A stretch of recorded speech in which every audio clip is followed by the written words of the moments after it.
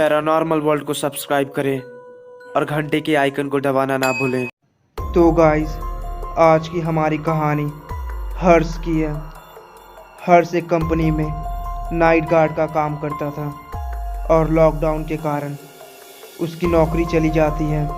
वो कुछ दिन तो किसी तरह बिता लेता है और फिर उसकी आर्थिक स्थिति दिन पर दिन खराब होने लगती है। उसके पास खाने पीने का भी पैसा नहीं रहता है। उसकी फैमिली बहुत तकलीफ़ में थी और फिर हर्ष नौकरी की तलाश में इधर उधर भटकने लगता है, पर उसे कोई नौकरी नहीं देता है। पर जब वो वापस अपने घर की ओर लौट रहा था, उसे एक आदमी बहुत हड़बड़ाहट में दिखाई देता है और फिर हर्ष उसके पास जाकर नौकरी के लिए पूछता है। वो उसे नौकरी देने के लिए राज़ी हो जाता है और फिर वो आदमी शहर छोड़कर चला जाता है। हर्ष को सिर्फ उस आदमी की घर की रखवाली करनी थी और इसके बदले उसे अच्छा खासा पैसा मिल जाता। हर्ष उसी शाम से उस आदमी के घर पर चला जाता है और वहाँ पहरेदारी करने लगता है। पहले तो सब कुछ ठीक था, पर जब रात के 11 बजते हैं तब उसे अजीब आहट सुनाई देती है। ऐसा लगता है कि कोई रूम में चल रहा हो। पहले तो वो इस आवाज़ को इग्नोर कर देता है और फिर धीरे धीरे वो आवाज़ तेज होने लगती है। हर्ष को लगता है कि ये कोई चोर होगा और वो तुरंत घर के दरवाज़ा खोलकर अंदर चला जाता है। अंदर जाने के बाद उसका पैर फिसल जाता है और उसके बाद वो कुछ ऐसा देखता है जिससे उसकी आंखों पर विश्वास नहीं होता है। वो देखता है कि एक छोटी सी लड़की कमरे में अकेले बैठी हुई है और फिर वो एक बॉल से खेलने लगती है। हर्ष को लगता है कि ये लड़की यहीं छूट गई होगी और फिर वो धीरे धीरे उस लड़की की ओर बढ़ने लगता है। कुछ दूर जाने के बाद वो लड़की गायब हो जाती है। हर्ष चारों ओर देखने लगता है, पर वो उसे कहीं दिखाई नहीं देती है और अचानक वो लड़की हर्ष के पीछे खड़ी हो जाती है। यह देखकर हर्ष बहुत डर जाता है और तुरंत दरवाज़ा खोलकर भागने की कोशिश करता है, पर दरवाज़ा लॉक हो गया था। हर्ष बहुत कोशिश करता है, पर वो दरवाज़ा नहीं खुलता है। अंत में हर्ष बेहोश हो जाता है और जब उसकी आंखें खुलती है, वो अपने आप को लोगों से घिरा पाया मिलता है। हर्ष बहुत डरा हुआ था और फिर उसे पता चलता है कि पिछले ही दिन यहाँ पे एक बच्ची का कत्ल हो चुका था और उसे मारने वाला एक आदमी था जो वहाँ से तुरंत फरार हो गया है। अब हर्ष को समझ आ जाता है कि जिस आदमी से उसने काम मांगा था वो इस घर का मालिक नहीं, कातिल था और वो हर्ष को फंसाने के लिए ये चाल चला था। इसके बाद धीरे धीरे सब कुछ नॉर्मल हो गया और हर्ष को वापस अपनी नौकरी मिल गई। हर्ष इस घटना से आज तक नहीं उभरा है। अगर ये वीडियो आपको अच्छी लगी तो प्लीज़ लाइक एंड सब्सक्राइब करें। Thank you.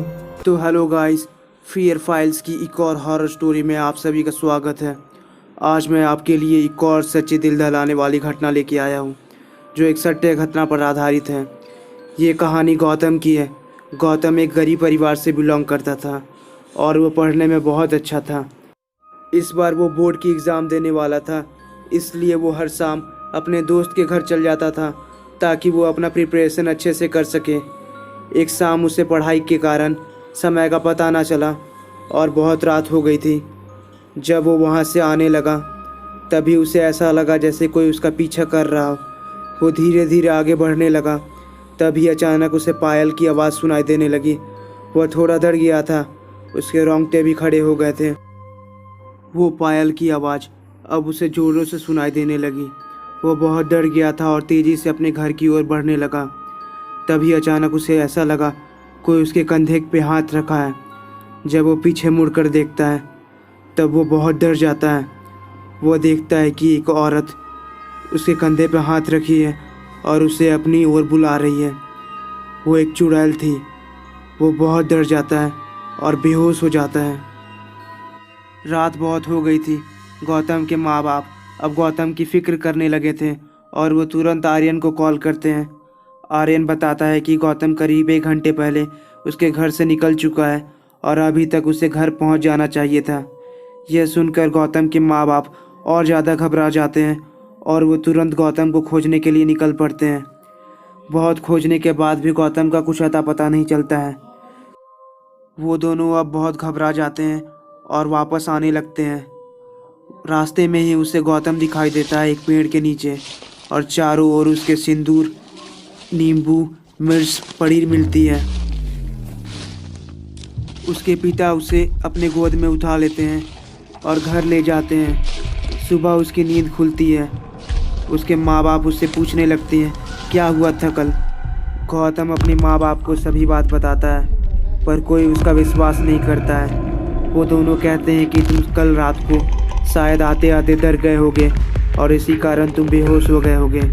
भूत प्रेत जैसी बात कुछ नहीं होती है। गौतम बहुत डर गया था और वो थरथरा रहा था। रात के करीब 2 बज रहे थे। गौतम अपनी कमरे में सोया हुआ था।